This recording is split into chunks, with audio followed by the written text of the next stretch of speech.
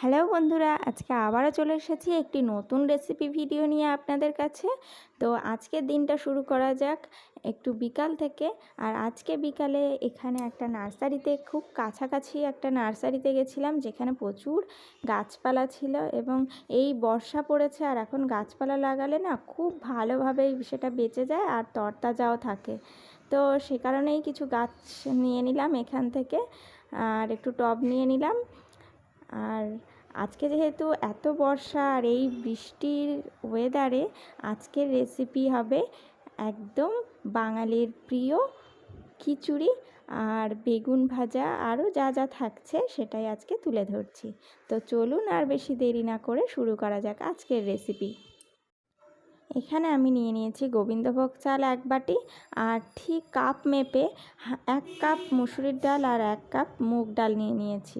আর এখানে সবজিতে নিয়ে নিয়েছি মিষ্টি আলু, এমনি আলু আর বরবটি, এই সমস্ত কিছু সবজিতে নিয়ে নিয়েছি। আর ভেজে নেব পটল ভাজা আর বেগুন ভাজা আর পার্শে মাছ ভাজা। হ্যাঁ, ইলিশ মাছ ভাজাটা তো অবশ্যই ভালো লাগে, তবে আজকে একটু অন্যরকমভাবে ভাবলাম পার্শে মাছ ভাজাই করি। যেহেতু পার্শে মাছ ছিল, তো ভাবলাম পার্শে মাছটাই ভেজে ফেলি এই বর্ষার দিনে। তবে খেতে খারাপ লাগেনি, ভীষণ ভালো লেগেছে। আর ডিম ভাজা করেছি, ডিম ভাজাটা দেখালাম না। তো এখানে প্রথমে আমি মুগ ডালটাকে একটু কড়াইতে তেলের মধ্যে একটু ভেজে নিচ্ছি, যাতে কাঁচা গন্ধটা না থাকে।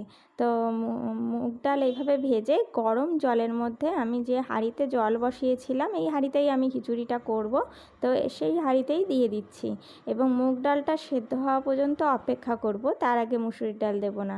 তো মুগ ডালটা মোটামুটি সেদ্ধ হয়ে এসেছে, আর তারপর আমি মুসুরির ডাল আর গোবিন্দভোগ চালটা একসঙ্গে দিয়ে দেব।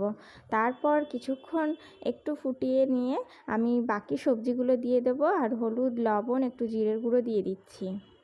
কুমড়োটা একটু পরে দেবো, কারণ কুমড়োটা আগেই দিলে কুমড়োটা একেবারে গলে যায়, তো সেটা কিন্তু খেতে খুব একটা ভালো লাগে না। কুমড়োটা বেশ সেদ্ধও হবে, কিন্তু একেবারে গলে মিশে যাবে না। এরপর কাঁচা লঙ্কাও দিয়ে দিয়েছি আর একটু নেড়ে নিচ্ছি। এরপর কুমড়োটাও দিয়ে দিচ্ছি, আর একদম লো ফ্লেমে আমি আরেকটু ভালোভাবে ফুটিয়ে নেব। এরপর আমি একটা মশলা বানিয়ে নেব। আমি এর জন্য নিয়েছি 5 ফোড়ন, তেজপাতা, টমেটো, পেঁয়াজ কুচি। একটা কড়াইতে তেল নিয়ে নিয়েছি, সরষের তেল। তার মধ্যে আমি প্রথমে ফোড়নটা দিয়ে দিচ্ছি, পেঁয়াজ দিয়ে দিচ্ছি, টমেটো দিয়ে দিচ্ছি, ভালোভাবে কষিয়ে নেব।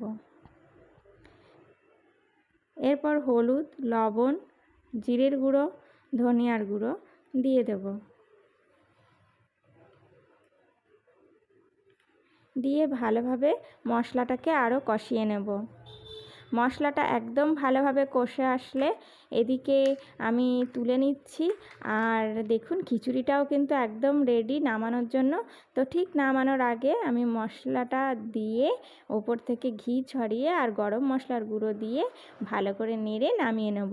তো একবার এরকমভাবে আপনারা খিচুড়ি করে দেখুন, আপনাদের সবার ভীষণ ভালো লাগবে এবং বাড়িতে সবাই আপনার হাতের এই রান্না করা খিচুড়ি খেয়ে প্রশংসা করবেই করবে।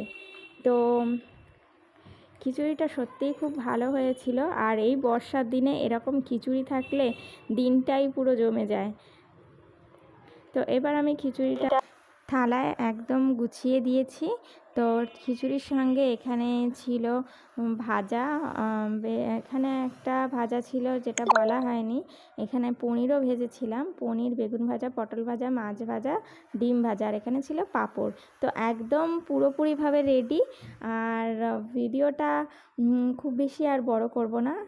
আর এখানটায় মহারাজও চলে এসেছে, তো মহারাজকেও দেখে নেওয়া যাক।